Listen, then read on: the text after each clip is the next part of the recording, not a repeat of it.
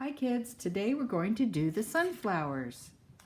Okay, let's get started. Now remember, there's no right or wrong. This is your artwork. Let's start with a circle for the center of the first sunflower. And you'll do a petal at the top and a petal at the bottom, and the right and the left. And they don't have to be any perfect shape. They could be whatever shape. They could be tall, skinny and pointy, or round and fat, whatever you would like. Then put one in between.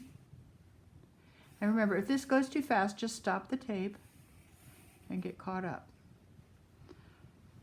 Now this looks a little sparse, so I'm going to add some more petals in between the ones that I just finished.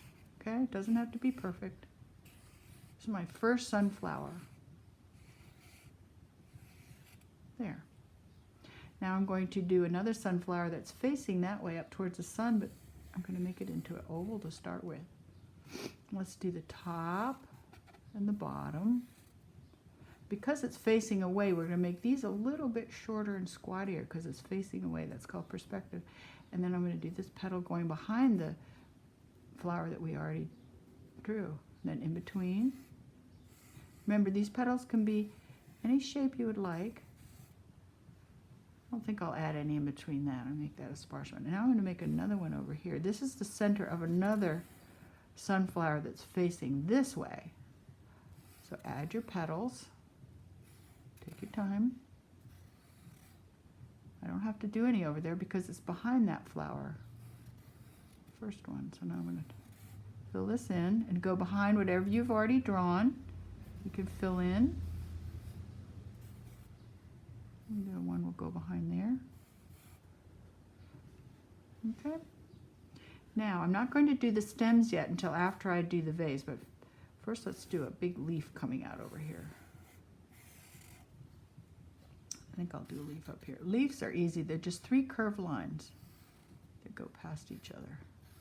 That one goes off the page. It's okay for your artwork to go off the page. It's just fine. Now I'm going to do the vase, and I think I'll have my vase go up behind the first flower. That's the front of the vase, just a curved line. And the vase is going to be the same on both sides, so this is going to either be a straight line or a curved round bowl, whatever you would like. I'm going to do a combination of a indented vase right here, like that. Now we can do the stem. So this stem would start in the center and go right down. I don't have to draw it because that petal's covering it. This stem for this big flower over here will come from the center, and you just imagine that it's being guided down into the vase, and it looks like it'll end up right there. So there's my stem for that flower, and then this stem will go behind this flower again and maybe come out right here. Okay, then I'll do a stem for this leaf. Let's say it comes right here, and I'll just put one. This one would come in here, but I'm going to add another stem right there just to make it even.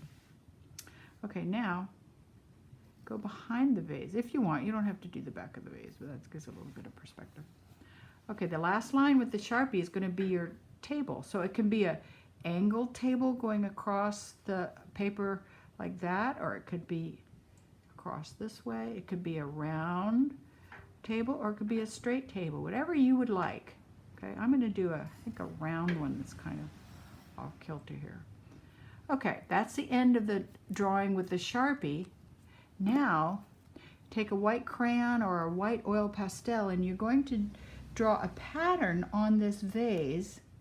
When you paint over, it's called Crayon Resist. You can't see it very well, but there's a white pattern, white drawing on the vase that I'll quickly do a design and show you how it comes out. And this can be any pattern that you want. Remember, you're the artist. You can make it as fancy or as simple as you would like.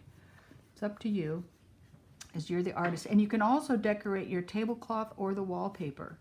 Once you put the white crayon down, it's waxy and it resists the watercolor. And when you put the color over it, look what happens. Oh, it's fabulous. Okay? There. Isn't that nice? All right, now I'm going to show you some samples of artwork to give you ideas of how you would like to color.